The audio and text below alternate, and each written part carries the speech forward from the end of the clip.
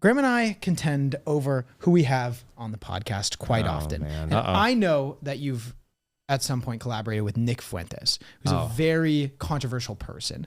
Now, I want to know what your stance is on bringing certain people onto your platform and giving them exposure, albeit you're, contending with them and disagreeing with them and maybe raising really good points that go against what they're saying. What do you think about giving them, I would say, another, like a microphone? It's a very, very, very challenging balancing act, but I'll tend to hear out most people with kind of like that open mind philosophy, like come in, talk to me, and then I'm going to try to tell you why I think you're wrong while being as empathetic or understanding as possible.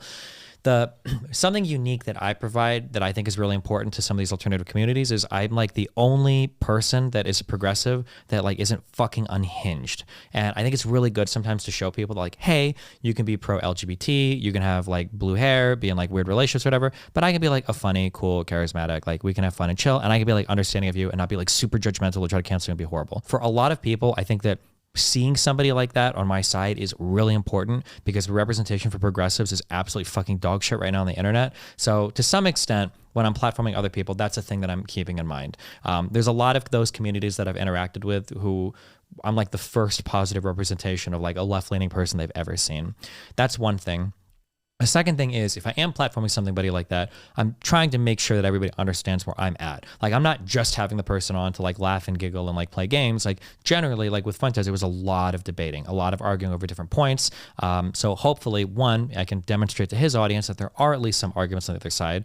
And then two, my audience can see the arguments I'm having, and then they've got like more tools to like deal with that type of stuff in the future. One thing I don't agree with is I don't like burying your head in the sand and pretending that some people aren't saying certain things. You should be able to deal with a lot of those arguments without being like, oh my God, my whole audience suddenly turned into Nazis. Because I think we've gone down that road so far that, and I think platforms are finally starting to reverse course. We got to this ridiculous world where like half the country is believing in things that you can't talk about on any social media platform. Can't talk about vaccine skepticism, can't talk about election being stolen, can't talk about like COVID-19 theories or whatever. And the problem is, like I personally, I think these things are harmful ideas. I think they're bad, but if half the country believes in them, how are we not having conversations about them? How is nobody allowed to talk about it? The problem is the algorithm, where once you get on one of those topics, the algorithm is so good that it just recommends more and more and more, and they pile on top of each other, and then you get more and more and more extreme because those are what's getting clicks. That's what's keeping people on the platforms. Yeah, but the goal is to like easy to chop it off right there. Yeah, but I mean, the sharpening of the sword should be on the side of the people arguing against it, right? Like if people are getting lost down like certain algorithms, it happens on the left and the right, where people get lost down certain algorithms. People on the left need to do a better job at providing better arguments in like a more entertaining way, because I feel like people on the left are so like dogmatic, and then they're so like condescending in their approach, where it's like you either believe me or you're an immoral bigot, and that's all I'm going to say to you. And then on the right, like all of their figures are like highly entertaining, right? The Tates are very entertaining. Alex Jones is very entertaining.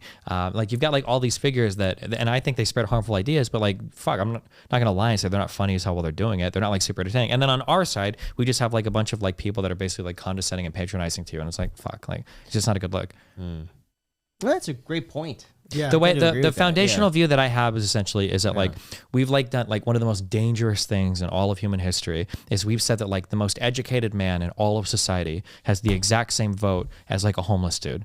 Both of their opinions count for one vote in one election. And if we're going to give citizens the ability to go down and equal to every other citizen decide to vote on a leader that they want, if we're going to entrust the power into the people to run, essentially choose like our elected officials, how do you not trust them to talk about like COVID-19? That's insane to me.